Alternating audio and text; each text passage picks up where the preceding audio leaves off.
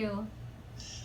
I'm fantastic, and I can't tell you how appreciative I am of you having the lighting right, having the sound right, and being all set and ready to go.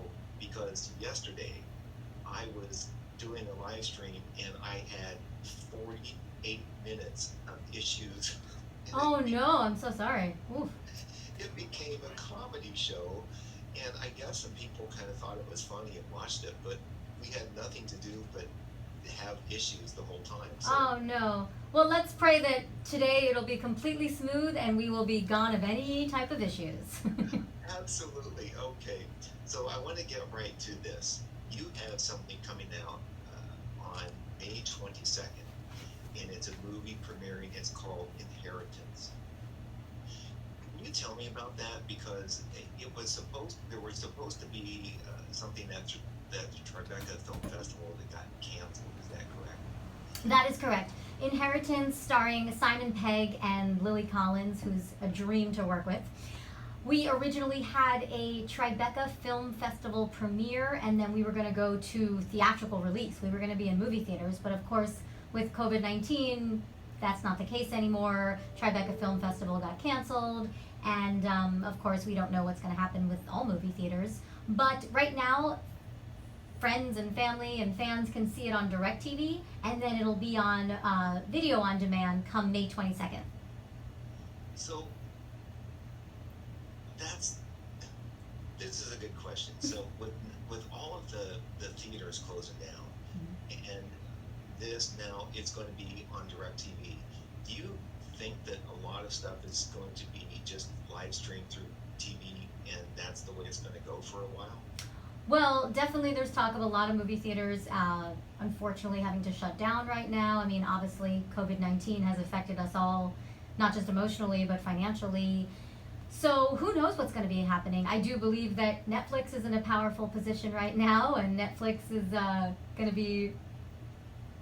Netflix is just like the king of all right now, right? I mean, if you could get on Netflix, that's pretty hot. Netflix, Amazon, Hulu, that's where it's at. I'm currently right now as a producer, I'm working on an animated feature film, and I will say, even though a lot of live action movies are not able to shoot right now, animation is the way to go because you just have voiceover actors in a studio as opposed to on set. It comes down to, oh, please go ahead. No, that's what I wanted to ask you about producing, because I was reading some stuff about how you transitioned into doing that, and now you're in a position to be producing and giving content to all of those streaming companies, uh, because that's the way we're going to be going right now, right? Well, streaming is definitely hot. Absolutely. I mean, who knows? People are talking about bringing back drive-in movie theaters. What do you think about that? Would that be fun? It would be, that would be a real throwback. Sit in your car. Right? That would be cool. Right? Absolutely. I think actually some restaurants might even implement that system where you're literally just driving up and maybe they attach something to your window where it's kind of like a little tray slash table. I mean, of course, it'll work better for fast food as opposed to, you know, a formal, fancy five-star dining. But with everything going on right now, it might be a fun way for people to still get some food and feel like they're going out. Maybe now, my only memory of going to a drive-in theater, and I'm quite a bit older, but the movie the last movie I went to see at a drive-in theater was The Exorcist. Oh, wow. When it was first released, when was that? Like the 70s or 80s or something? And what was that like watching in your car? It was weird.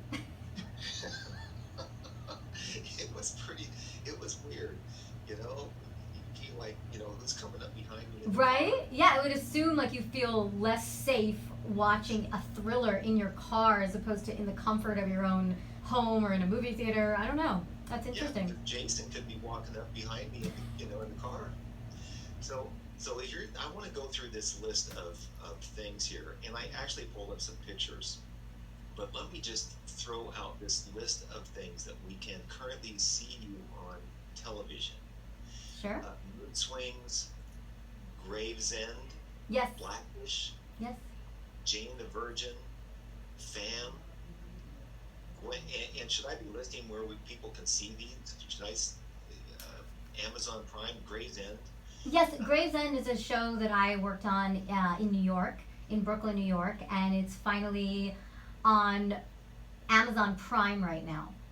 So that's where they can see that. Mood Swings is a show I worked in LA. It's kind of like a modern day Golden Girls, and that's on PureFlix, which is another streaming service, which many people probably haven't heard of. It's like a Netflix, like an Amazon, a streaming service, but it's geared more towards the faith-based community. And actually, PureFlix looks for content that's faith-based and as well as non-faith-based. So Mood Swings wasn't exactly faith-based, but it's very family-friendly. And Blackish, of course, ABC. Yeah, absolutely. You can name where you can see them, or you can just go to the IMDb and everything's laid out there as well. It's all there, and there's so much. I'm just going to run down these. Sure. And FAM. What does FAM stand for? Family. FAM, fam, family. Okay, that makes sense. Gwen's World of Weird. Yes, that was a show I worked on as well. That was a few years ago now. Time flies when you're having fun. And Devious Maids. That was amazing. I got to work with Susan Lucci, who's just the definition of grace. She really is humble and grateful. I mean, I was a guest coming into their show on Devious Maids, and she treated me like as if I was family, as if I was fam. I mean, she was just so sweet and so grateful to have me there when I was so grateful to be working with her. It was an amazing experience. So I want to jump back for a minute, because when we first met, it's been 10 maybe years ago or so. Has it been that long? It has been. Wow. Where were you at in this process? I wanted to ask you this just before we were ready to go live. Where were you at in this process when I first met you? Well, I met you at Agape, a spiritual center, which means unconditional love. And I think I was in a place of not very different emotionally or spiritually than where I am now. I was in a place of finding more and more ways to be grateful, discovering more about my own spiritual practice, discovering more about myself. And I feel like as an artist, as an actor, as a producer, I'm constantly growing exponentially, spiritually, mentally, physically. I'm constantly growing. And I think that I probably had a lot less credits 10 years ago, but the capacity to dream big and the love of gratitude and the love of prayer and the love of community has all just evolved throughout that time. I think that there was always, and there always, since I was a little girl, there was a fire in me for storytelling and a fire in me for performing. And I just evolved that and honed that throughout the years and really fine-tuned that with classes and teachings. So do you think that mindset that we talk about at Agape all the time has really helped you, especially now? Oh, absolutely. I always say one of my mantras is gratitude is the best attitude. And I was just talking yesterday on an Instagram Live about the power of gratitude and how it's a constant practice. It's not just like you decide you're going to be grateful and then you're every day wake up grateful. No, you have to constantly practice, like lifting weights, like going to the gym. You have to constantly be in that practice. So I have a gratitude partner where we get on the phone and we talk about all the things we're grateful for, and we do like a gratitude gush. I write down my gratitude. I feel like the more you are grateful, the more you have to be grateful for. The more the universe, the more God gives you to be grateful for. So I'm a big believer in gratitude. I'm a big believer in all the spiritual teachings that I've learned from Agape and that I've honed from the community. Actually, I have many prayer partners that I've met 10 years ago that I still pray with. You know, I remember you asking me sometime if I wanted to get together and be a prayer partner, and I was terrified to do that. You said no to me? You said no to me? I did. Aw. What, isn't Liz Martin one of your prayer partners? Liz Martin and I, we weren't prayer partners, we were future pole partners, which is a fabulous, fun way of visualizing what you want to happen. So you basically answer the question, I am so happy and grateful now that, and that's like a Mary Morrissey teaching, I believe. I'm so happy and grateful now that, and then you fill in the blank. So we would get on the phone about 2 to 3 times a week, and we would say, oh, I'm so happy and grateful now that, and we would just list everything that we want to happen before it happens. So if I was doing it with you right now, Jeff, I'd say, I'm so happy and grateful now that it's June 15th and I'm on the beach in Fiji, or wherever I want to be, or whatever I want to be doing, or it's August 10th and oh my gosh, I was on set and it was amazing, and this is what happened, and this is who I met, and this is what it looked like, this is what it felt like. So you're getting into the rhythm and flow and the feeling tone of all those feelings, and it's a fun way to really hold yourself accountable for visualization. Yeah, that's what I think it was you were trying to get me into doing.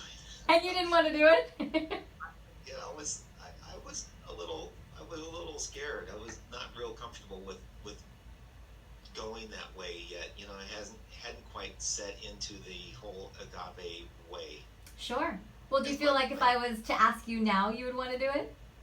Oh, absolutely. I would say, hey, let's get together and do that, because I actually need that. And I got to tell you, it felt relieving to hear you say gratitude is something you have to work at. Because I have to struggle on a daily basis. I get up. I don't wake up being grateful. I wake up being kind of, Tired, grumpy? Grumpy. As a matter of fact, my younger kids, I don't think you met my younger kids, or my older kids when they were younger. They got me the Seven Dwarfs Grumpy t-shirt. Because they said, this is Dad in the morning, and give him coffee so he can change. Aww.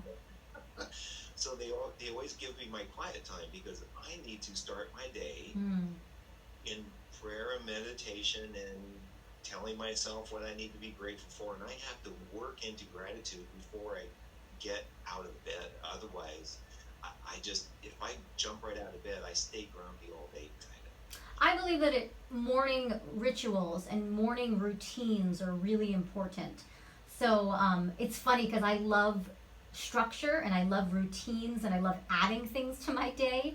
So, there's so many things that I love to do before I check my email, or before I, do anything that feels like it's on my list of things to do that day. And my list of things that I love to do before I check my emails, I love checking email too. It just keeps growing. I recently added facial massage. So every morning for about 8 minutes, I give myself this beautiful facial massage, and I'm going through my, using my knuckles and using my hands to massage my skin with oil, and it's so luxurious and lovely, and it's just a way to love yourself and give yourself some self-care. And I feel like I keep adding to that spiritual list of practices. It's meditation, it's prayer, it's chanting, it's facial massage, it's journaling. You could spend a whole day with just your morning routine, right? Yeah. And sometimes it takes me an hour or an hour and a half to get out of bed and be feeling good, especially these days. It's harder to feel grateful and positive. But I want to get back into that attitude, helping you with all of these, because I don't know what it's like on set. I know what it's like as a musician when I show up for gigs, and it's something new and I'm auditioning, or I don't know the people. Your spiritual mindset must help you as you go through these. And I want to get to one of I was looking, and it's called The Neighborhood. I loved that trailer, and it looked really fun. So as you're going into all of those kinds of situations and meeting some of the actors, and I would like to hear a couple of stories about actors that you always looked up to, that you wanted to meet. And this is one that I always thought was really hot when I was a kid. And I'm going to pull this picture up, and it is you and, where'd it go? Is it not there? Oh, I still got to load it. I have a picture. Now you have me wondering. You and Donna Mills. Oh, yes. And tell me what that experience was like. Absolutely. Well, I worked on Mood Swings, which is the show on the streaming service PureFlix. Was it last year? Yeah. Oh my gosh, wow, time flies. Yeah, it was last year. And it was just a joy to work on that show. It was a comedy, so I think anytime you work on a comedy, it just sets this tone. And it's actually a really funny story of how I even booked that opportunity. Okay, here's a fun story. So I'm in Vegas on an all expenses paid trip. Private jet flew us out there. I'm put up at a penthouse suite. I have literally my own bedroom and a bathroom that's bigger than my entire 2-bedroom, 2-bath apartment right now. I mean, I was literally treated like royalty. And I'm having the most amazing time. This is all for charity. This entire trip is because I'm the chairwoman for an organization called Face Forward. Face Forward provides free reconstructive surgery to survivors of domestic violence, men, women, and children who've been beaten, battered, abused, human trafficking. So it's an amazing organization, and we were put up by one of our biggest sponsors. So I'm in this incredible situation in Vegas, and I was deciding between which penthouse suite, I know that sounds funny, which penthouse suite to go with. And in one of the rooms of one of the penthouse suites, there was a sign on the wall, and it said, "Sit underneath this sign and make a wish." And I was like, oh, I don't care about the view. I don't care about anything else. I'm picking the penthouse suite, and I'm picking the bedroom with that sign. That's where I want to sleep tonight. So I'm in Vegas having the greatest time of my life. And before we go out and have dinner and go out to shows, I sit under the sign and I do my rituals. I do my prayer, I do my meditation, I chant, I do everything underneath this powerful, gigantic painting on the wall in this penthouse suite bedroom. And then, go out to dinner. And about 10 o'clock at night, I get a text message from a friend of mine that I haven't spoke to in maybe a year. And she says, "Christina, do you speak Italian, and can you speak with an Italian accent, and are you available for the next couple months?" And I was like, yes, I can speak a little Italian, I can speak with an Italian accent, and I'm currently in Vegas, but yeah, I'll be available, and I'll be back on Sunday night. And she says, great. She immediately text messages me back and says, send me your reel, send me any footage you have of you speaking with an Italian accent. I need it ASAP. I didn't even know what it was for, but it was like, okay, sure. So I do all that, and I also copy my manager on that. And then within like 2 hours, I get another email. It's now midnight, and everything's going great. We absolutely love this reel. We want to meet with this actress. We need to fill this role ASAP. And it's like, well, I'm in Vegas, and I'm not supposed to fly back until Sunday night. And they're like, well, can you fly back any sooner? So eventually we go home that night from the shows and the dinner and all the fanciness in Vegas, and I pray underneath that sign again. And we weren't supposed to fly back to Vegas on the private jet till about 8, 9 o'clock at night on Sunday night. But through my prayer, we ended up leaving at 4 o'clock. We were already back in Burbank by 4:30 p.m. By 5 o'clock, I was sitting in a restaurant with the director and the producer and the creator and a bunch of other people attached to the show.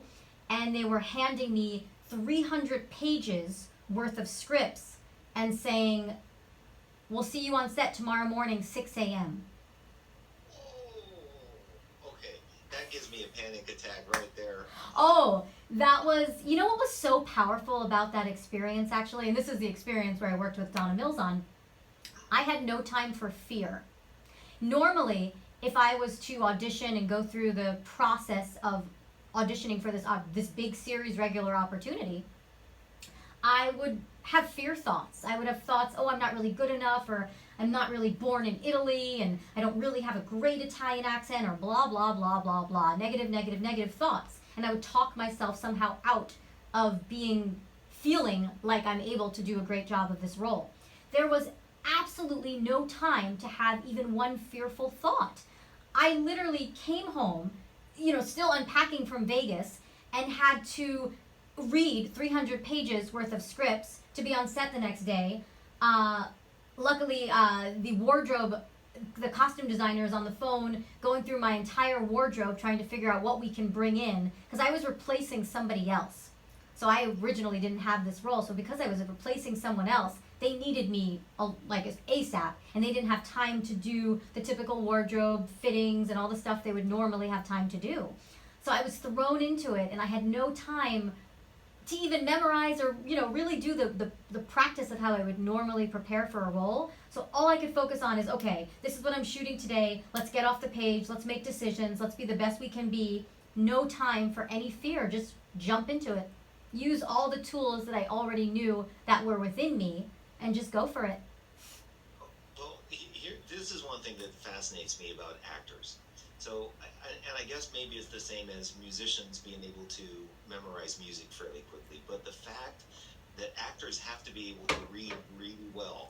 I mean, there can't be an issue with reading. You've got to be able to read and retain what you just read instantly.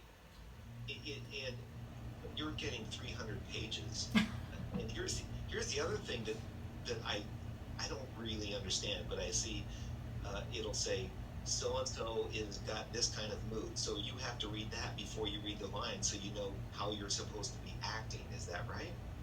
Sure. Well, I mean, I think it's about absorbing the story. And that's why it was so important for me to read all 300 pages, because 300 pages was not what I was going to shoot in one day. That would be insane. But that gives me 8 episodes of an entire series. So now I know the entire arc of the story, of the character, of where the show is going. So then when I go on set the following morning at 6 a.m. and I'm only maybe actually shooting maybe 15 pages or 10 pages, depending on the day, I know where it is in relationship to the whole. So it's creating a world, it's creating a character, but the normal preparation I would do for something like that would have taken a lot longer. And I probably would have hired a coach, and I probably would have done things extra that I didn't have the time to do on this because I was thrown into it so quickly. But it was great. It was a great opportunity for me to realize that I have so much within me, and I have so many tools. And it was just another reminder that what's the point of having a fearful thought? It's not going to serve me.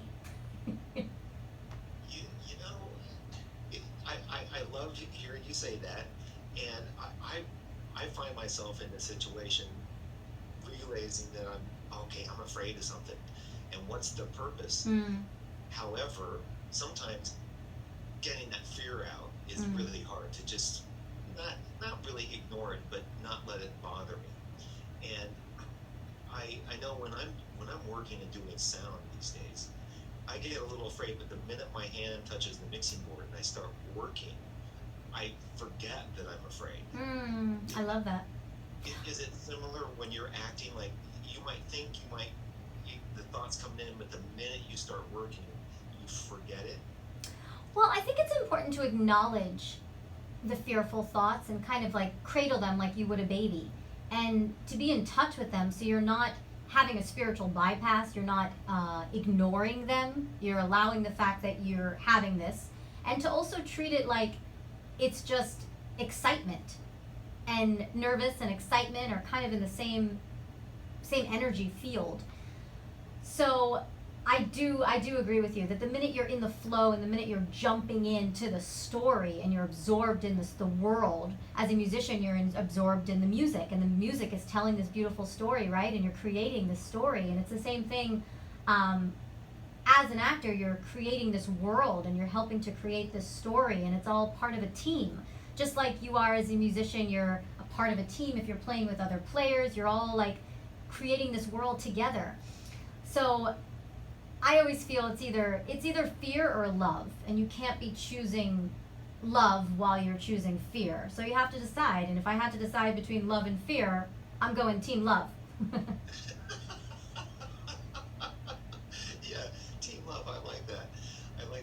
So so you get that, you read the 300 pages, you show up. What's your Italian accent like?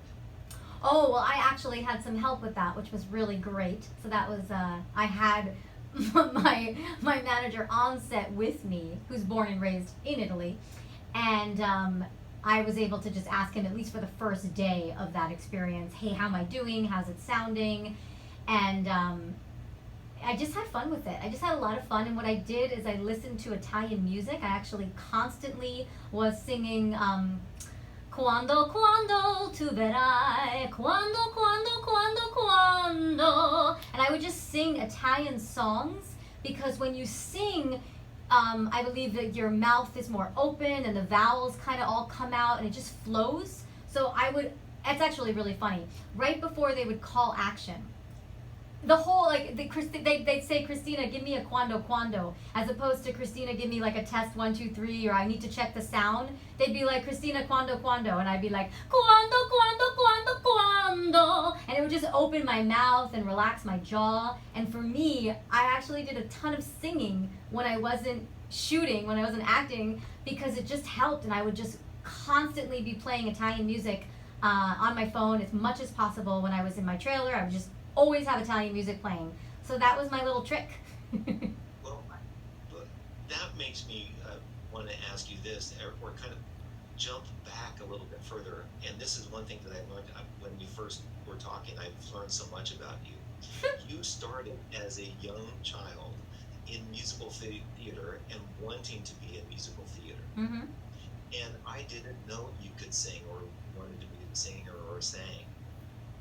So when you started, and you started doing, and I read this, working with Natalie Portman as a munchkin in The Wizard of Oz, tell me about all of that and where you were singing, because also when I was looking through some of your photos, I noticed you had a microphone in a few photos, and I'm going, I wonder if she sings. And then I read that you were in musical theater. So is that still a love of you, and how much singing helps you because it's something you're interested in?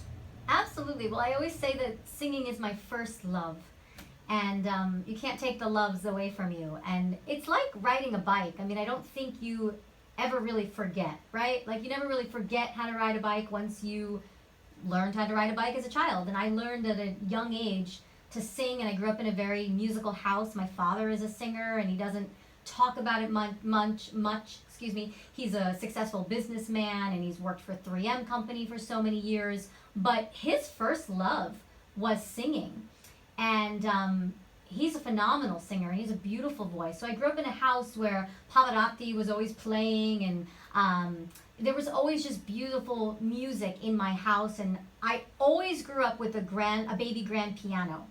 So it's actually very strange that I don't have a piano in my house right now, because for the majority of my life, I think when I was in college, I might not have had a piano in my dorm room, but at least it was nearby.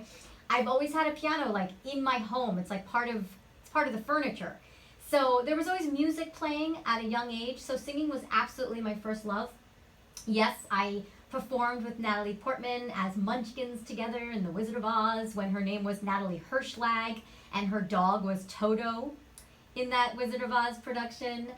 And that's a funny story, because we were actually, we were sitting around. I think she was a little younger than 13 at the time. And we were all saying like what we want to be when we grow up. And she says, I want to be a doctor like my daddy.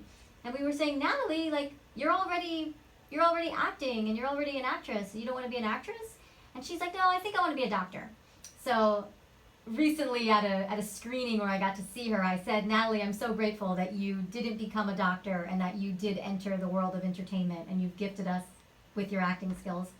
So yes, it was an absolutely amazing experience working with her and singing and dancing, and that was my first love, was singing and dancing. I actually got a scholarship to the Boston Conservatory for a BFA program, a Bachelor's in Fine Arts, and I was there for my first year of college, strictly every single day, singing, dancing, and acting. Acting probably being still a focus, but not as strong as the musical strength of the Boston Conservatory. It's a conservatory, so every day we had piano lessons, we had voice lessons, we had ballet, tap, modern, acting classes. I mean, there was no math, there was no science class, so it was really, really a strict, intense program. And my plan was to graduate there after 4 years and go on to New York City and then try out for all the Broadway productions and just be on Broadway. And that was my thought process. And then God said, well, I have a different plan for you, Christina. So I took the expression break a leg literally when I was on stage performing in upstate New York at a summer stock production. I literally was trying out new things with my body, and I fell, I fainted, I put all my weight on my left kneecap. I broke my leg. I was told by a doctor that I would never dance again. That, of course, is a lie. I can absolutely dance. But it did impact that year of my life, and I couldn't go back to the Boston Conservatory because I wouldn't be able to dance for at least a year. So I took off some time. I went to a community college for a year, and then I pivoted and I said, okay, I'm going to focus. If I can't sing, dance, and act, how about I just act? How about I just do one of those that doesn't involve the singing and the dancing? And my parents were extremely supportive, thank God, and they said, okay, whatever you want to do, just let's focus on your GEs right now. Let's get some credits out of the way. I did that, and then I applied to UCLA and USC and a couple other colleges in California. And I was the first one in my family ever to move west. And here I am. So, do you play piano? I used to play more. I think that is something that you don't completely forget it, but if you don't practice it, yeah. See, because if you had a piano, I'd say, okay, play and sing a song for me. I wish I don't have a piano in this current situation where I live right now, but I think eventually, in a couple of years, I'll get that piano again. There's something, I love a piano. I think it's one of the most beautiful instruments, and it's just a piece of art. A piano, oh my gosh, especially like a grand or a baby grand, it's just sexy. Well, right? Right? You know, when I was a kid, though, everybody had pianos in their homes in my hometown. And the reason, and I think my mom and a lot of people that were the adults in the 60s came up from a time when the only way people could get entertainment is they'd sit around and sing around the piano.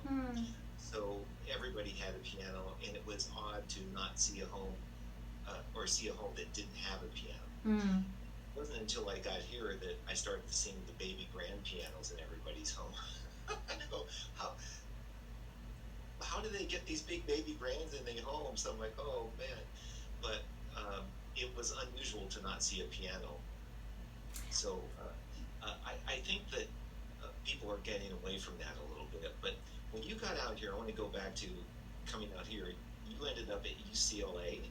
Correct. In that theatrical department, my daughter went there. Oh. And she went for theatrical sound. Wow. The oldest. And I just want to throw this out. She's actually, because I'm a proud papa, she is one of the front of house mixers for Chicago at the Ambassador. Nice. Congratulations. Yeah. So she's not working right now, but she went to UCLA, and there's a lot of UCLA alumni in New York City working as sound people. So you come out here, you go there, and is that where you started really honing your acting skills? Oh, you mean at UCLA? UCLA? Yes, that was a big, there was a lot of studying that went there. But of course, at UCLA, I'm not getting a BFA, I'm getting a BA. So then I'm actually taking classes that I wouldn't have been taking if I was to stay at the Boston Conservatory, where I was only taking acting and singing and dancing and music and arts and art history. So I did have to expand my knowledge a little more, which was actually wonderful. Yeah. So then you're focused on acting, and then what was your first acting job that really felt like, okay, now I know I'm on the right path? Which one was it that made you feel like this is it? It's a good question. I think what's interesting is I did have a professional acting job when I was in high school, outside of high school. So that gave me confidence. But then when I moved to California, I'd say some of the first exciting projects were a commercial for Albertson. I believe that's what got me my SAG card. Yeah. And I remember it was a big commercial because Patricia Heaton was in that commercial. And I was just so excited with all the money that was coming in, and that it was airing and holding, and I was getting paid for even not to air. So I thought that was so exciting. And then I think also theatrically, I'd say when I booked Entourage, that felt like a high for me because I was such a fan of the show. And even though it wasn't an enormous role, it still felt like, wow, I'm on a show with these guys and I get to be on set with these amazing guys, and it was so much fun. And I just had such a blast meeting all those guys and playing pretend that made me go, okay, I'm in this world. I'm here. I'm not leaving. Oh, that's cool. I love that show too. And I think that I knew you by then. I think, was that like 2008? Oh, I'd have to look at the IMDb to get the exact year, to be honest. Oh man, yeah, I'm just trying to remember because I think I remember seeing you in the show. Mm-hmm. Oh, I know her. So then that's led to all of this list of things that I'm seeing here, and I kind of went through them. The Astronaut Wives Club on ABC. That was great. I shot that in New Orleans, so that was a lot of fun. And yeah, it unfortunately didn't have many seasons. A lot of times you'll work on a show as a guest cast, and you just don't know if the show is going to get picked up for a second or a third season. So it's funny, sometimes you'll work on a show and you might even book a reoccurring, which means you're in multiple episodes, but you're only at first booking that one episode, and you might only book the other episodes if the show gets picked up. So there's so many unknown factors. Just like in music, you don't know exactly all the time, where your next gig is or where it's coming from. There's a lot of unknown factors in this industry, and that's why the spiritual practices help. Yeah, I hope you don't feel like I'm jumping around too much. No, it's fine. It's fine. I mean, it's all connected. I feel like music and acting are very connected because they're both art forms. Yeah. So I love connecting them, and I love talking about it like this. Okay, terrific. So then the one recurring star, General Hospital, Mm-hmm. that is something that keeps on going, and General Hospital is still airing. Is that correct? I'm not currently still working on it, but yes, it is still airing. Yes. It's still going. And what? Just out of curiosity, what are some of all of those things doing right now? Are they? Because I'm not a soap opera guy, but they film regular. They don't film a season and then put it out, right? Well, right now everything is on hold because of COVID-19. So more the reason, right now it's a good time, I think, to get on social media and do what you're doing right now with this new show. I think it's a good time to get creative and to figure out ways from your own home to create content, because who knows exactly the date of when things will start up again. But right now nobody that I know is shooting. Right. Well, this was one of the reasons why I started this whole thing, is the gigging industry, Mm-hmm. which is musicians and people like myself that are kind of off the radar in terms of regular paychecks and all of that sort of thing, and 1099 gigging workers. The minute live events stopped, I went away. My work went away. And a lot of actors are in the same boat, and I don't know if people really understand the weight of what's happening on this city alone in terms of not just the actors, but those that support you while you're on set. Oh, absolutely. All the lighting people and the camera people, and none of those people are working, right? Oh, absolutely. No, there's absolutely no production currently right now shooting. There's different articles. I read just about every single Variety and Deadline article that comes up, and I try to stay as on top of it as possible. So there's talk right now about hopefully June, July for some production companies to begin. It depends on the size of the production. For example, I'm one of the producers on a production that was scheduled to begin shooting March 23rd, 2020. Obviously that didn't happen with COVID-19, so now we're just waiting until SAG says we can shoot. We have the cast ready to go, the crew's ready to go, everyone's kind of on hold until we get the date that we can begin. Money's there, everything's available, it's just a matter of when can we start shooting, because we need to have this movie shot and done so we can sell it. So yeah, there's a lot of anxiety running around this town for certain. I think people like Tyler Perry are in a real advantage because Tyler Perry has his own studios in Atlanta, and because his studios are so large, he can actually put on his studios portable hotels, and then he can quarantine all the actors, all the cast anyone who's going to be working on the production for about 14 days prior to the start date of the shooting, and then be testing them regularly, making sure that no one is sick, that nobody is testing with COVID-19. So things are going to be drastically changing in this industry. That's why I'm very grateful my partners and I at Dig Entertainment are working on animation, because you don't have to deal with all that in animation. You're not dealing with actors on set together. I was having a conversation yesterday and they were saying, like, when do we think actors will ever be able to shoot a love scene? I mean, if they're trying to keep it really clean, I don't think you're going to see a lot of hanky-panky on set, right? Right. So that's a good point. I mean, even touching people, even hugging, you know? Yeah, Tyler Perry was saying in his article that he unfortunately actually lost one of his makeup artists, someone very close to him, to COVID-19, someone who passed away. Unfortunately, so he's taking this very seriously, and he said that he's going to have everyone besides the actors wearing masks at all times, and then really limiting the amount of extras. So maybe only having like 10 extras per day on set. So then you think about movies that have been done on a multi-million-dollar movies that have been done with hundreds and hundreds of extras. You might not see movies like that for a long time. Well, let me ask you, I know you're going into animation, but do you feel like being a producer, and give us a little bit of an idea of what a producer does? Because I think some people, at least where I grew up, nobody really knows what a producer does. Are you, like, what's a producer do? They Sure. have the money. You know, I mean, but are you in a better position coming out of this as a producer or an actor? And tell me about how that role is different.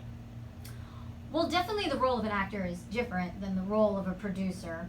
As an actor, when you arrive on set, you're usually handed a script and handed a call sheet, and or handed your sides for the day and handed a call sheet, and maybe asked what you want to eat or drink, and shown to craft service and taken to hair and makeup. And it's a very different experience than if you're a producer on set, where it depends what kind of producer you are, actually. And like you said, sure, some producers, executive producers, are either bringing in the money or finding the money or actually financing it themselves, the production.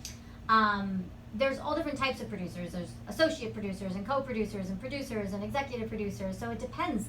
Personally, for me as a producer, my strengths as a producer are putting the artistic team together, finding the script, finding all the players. Basically, think of it like connecting dots. It's kind of one way to think of producing. You're problem solving all the time, and you're connecting dots together. You're putting the pieces together of this puzzle. It really is a puzzle, because there's so many elements to and miracles that go into actually having a production be greenlit and go into production. So personally, as a producer, I, with my partners, are working on putting the deals together, putting the teams together, and it's a powerful place to be. So yes, to answer your question, I feel like it's an exciting place, and it's even more powerful than being an actress. And coming out of this, are you going to be better off being a producer, do you think? Oh, absolutely. And I would actually encourage anyone who's listening to this or watching this who is an actor, I would encourage them to not just think of themselves as an actor. And I think what's so fascinating nowadays is if you just jump on social media, you just jump on TikTok, for example, and you as an actor create a video, you are, by de facto, you are the editor, the set dresser, the DP, the writer of this TikTok video. And maybe it's only 15 seconds, but it's kind of like a mini commercial. I mean, if commercials are 60 seconds, a 15-second TikTok video is a smaller version of a commercial. And you as the actor are forced to not just be the actor anymore. You're forced to also look at the lighting and look at the framing and look at the props that you have involved and the wardrobe. So you're wearing multiple hats. So it's a great time, especially while we're stuck at home now, to be playing on these apps and playing on these interesting forms of social media to create your own content. Well, I think it's interesting how you just described that. I don't think a lot of people who now just sit in their room and go, okay, I need to get this light right, and I need to get this microphone right, and I need to do this, and oh, I should do this makeup. I don't think they realize that when you go to a bigger production and you're doing a movie, there are teams of people in each of those positions that do that. Oh, sure. And understanding all of that, and I just want to put more of a point on those who are not working right now that usually would do all that. So as a person sits in their house and they start doing all those things, they go, oh man, how did those lighting guys do that? Exactly. And there's one position that I've always wanted to know what it means. What is a line producer? Oh, a line producer could be someone who's actually working on the budget, who's actually working underneath the other producers or the head producers, I'd say, and working on mostly dealing with paychecks and schedules and all that stuff. So it's a lot of paperwork. Oh, it's kind of a paperwork person. That's one way to look at it. Yeah, I mean, they could be going line by line of, a budget could be 30 pages or even longer, and going line by line and putting it all together and working on all the fine-tuning all those details. See, there's even more stuff that go into making a movie and being you need accountants. Absolutely. Absolutely. I mean, the amount of people, when you talk about people out of a job right now and you look at like the unemployment rate in California alone, absolutely, we're at a very high unemployment rate because in the entertainment industry alone, you have PAs, you have grips, you have sound electricians, you have carpenters, you have, I remember one time, here's a funny job. I remember one time I shot a production and I had to eat a lot during the production, and there was actually a guy who would stand right next to me, like on the floor underneath the table that I was sitting on, and he would hold a bucket. And he was in charge of like my spit bucket because I would spit out the food after I like ate it in the commercial, but I chewed it and then spit it out. I know this is gross, but my point is that was his job, and thank God for him, because I certainly didn't want to be eating all that food take after take after take, but that was his job, to like hold that spit bucket, right? So there is so many people that go into a production. I always think of being on set or being, in any type of production as like going to a Dodger game. Everybody's like, go blue, right? Like everyone's team Dodgers or team Lakers. And it's the same feeling when you're working on a show, or if you as a musician are, doing a gig, or, performing at a certain concert or performing something, like you want so badly for everything to go smoothly and perfectly and just feel good and sound good. Same thing, and there's so many elements and so many players involved, but you're all rooting for the same team, and that feels amazing.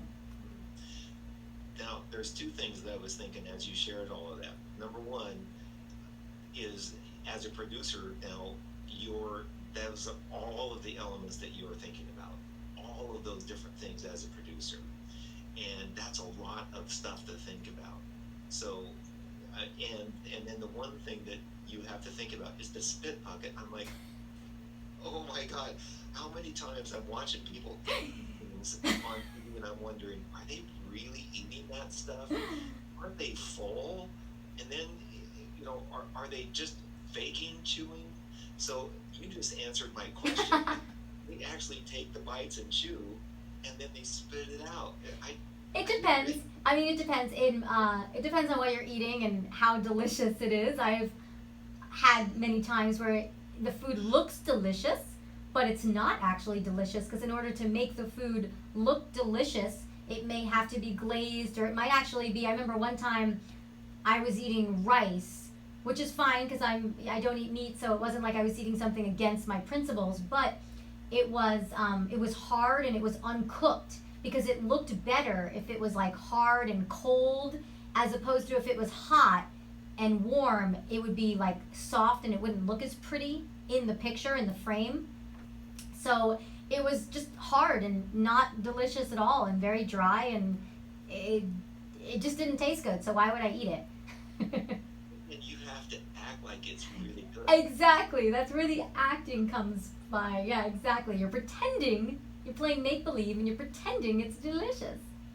You know, and I gotta say, I know there are other things I noticed. One time I did some sound for the Desperate Housewives wrap party. Oh, fun. And I went up and I put speakers in all of the houses so we could make announcements from a central location, and where on Wisteria Lane, wherever you were, you could hear it. And this is what really blew me away. When you walk into those homes, they're beat to crap. There were like holes in the walls, and I asked them, how can this look so bad? And they go, well, people don't notice it on TV. You don't notice it on the small screen that something like there's this really ugly green shag carpet in one of the houses. And they said people don't notice that. And I think that when you were describing the rice, you know, there's so many different things that the camera guy looks at that just gives it doesn't matter whether it tastes good, or it just all depends on how it looks when it's on camera. Yeah, they call it movie magic. and that's the other thing we were talking about before we went live, and if I haven't already mentioned this, I think I already mentioned this. You paid attention to what was on your wall and the lighting and all of that stuff because you're a producer. I need to have you work with everybody I have on my show ahead of time. Okay, you're going to be on my show tonight. Call Christina DeRosa. She will tell you what you need to have done. Well, it's funny, during this time, staying at home, during this quarantine time, it's like we're forced to be in our homes even more. I've never been more appreciative and more grateful for the fact that I have a home and the fact that my home is beautiful and that I have so many different props and different things I can pull from. And, you know, it's fun to kind of do some set decorating. Well, and what is this behind you that we're looking at, the New York up leveling? Okay, well, actually, behind me is a vision board that I created probably around January 2020 for this year. And I always believe in having a word of the year. So a word of the year is like a word that every decision you make will be based on. Every time you're at a crossroads and going, oh, what should I do here? You go back to that word of the year. So my word for the year is up leveling.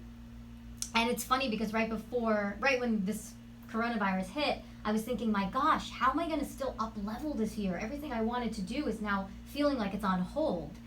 But I really had to sit with that and reflect and meditate and pray on it and go, you know what? No, I can still up level this year. I could still be up leveling. Maybe it's not going to look the way I thought it was going to look, and it's not going to be on my timeline, and it's not going to be the things that I thought were going to necessarily up level at the dates I thought they were going to happen. But I'm still going to up level. I'm going to up level my mind. I'm going to up level my spiritual practice. I'm going to up level all the titles I wear, not just what I do as a career, as an actress, as a producer, but me being a sister, me being a daughter, me just being a spiritual being. So that's been a real powerful shift. What's funny is this left-hand corner up here actually has the Statue of Liberty and the Empire State Building and a couple other fun little stickers that represent New York. And I had 2 trips this year to New York planned, one for the Tribeca Film Festival and one in July for another family fun gathering. So they are both canceled. But that's okay. And it's funny because I was debating, like, my gosh, should I even keep my vision board on the wall this year? Everything feels so different. But I decided to keep it still on the wall as a reminder every day when I wake up to go, no, I'm still choosing that this is my year of up leveling. And so what? I can't be in New York this year as I planned. So what? I still can do so much. And there's still so many ways I can up level. So it's still there and it's still behind me. And yeah, there's many other pictures of places I was planning on going and places I wanted to travel. And many things have changed and shifted, but the spirit of the vision board and the spirit of the word up leveling is still within me. Yeah. You know, while you were sharing, I was thinking you could not be more of a better person to be talking to, because you're touching all of the aspects that are a big part of my life. You know, even though I'm a musician or a sound guy, I have this huge spiritual world in which I exist. And many times when we do interviews or talk to people about things that are going, we don't interject the spiritual aspects of what we do. And I appreciate that about you and sharing all that with me and those that are tuning in, because that's been a big part of what I've been doing with these interviews. So Absolutely. I think it's important, and I think it's important as an artist, whether we're actors or singers or dancers or producers, that we do have a spiritual practice. And I think it's important for anyone listening, no matter what you do, no matter what your profession is, it all begins right here, right inside of you, and what's really going on here. And that's why I always say gone are the days where I allow my career to dictate my happiness. wow, that, you know, that's really good thing to hear for me, because I'm not going to be able to right now. I'm not doing what I've always done. I Sure. have to find a different way, and I can't identify with that anymore. That part of me, it's like that's not my happiness. Just being here with Mackenzie and doing this is now my happiness, and my happiness doesn't need to be attached to anything that I do specifically. Absolutely. And you can still be performing, I mean, not right now out at a gig, but on your own and posting them on social media. You could be posting on TikTok or Instagram or Facebook or whatever platform you prefer, and gather your fans and your followers. And there's even ways to make money on social media, through the arts and through the things that you love. So that's exciting. I mean, it's different. I get that it's totally different and it's a new way of thinking, but there are possibilities out there and there are opportunities out there. Well, and we're almost at an hour, if you can believe it. But I want to make a point of you are really involved in a lot of charitable events, and you mentioned the one that. Can you tell me more about the one that you were going to Las Vegas for the? Tell me a little bit more about that, and then also your work with the LA Mission.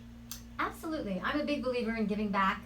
One of my favorite songs at Agape is, how can I serve today, sweet spirit? How can I serve today, oh Lord?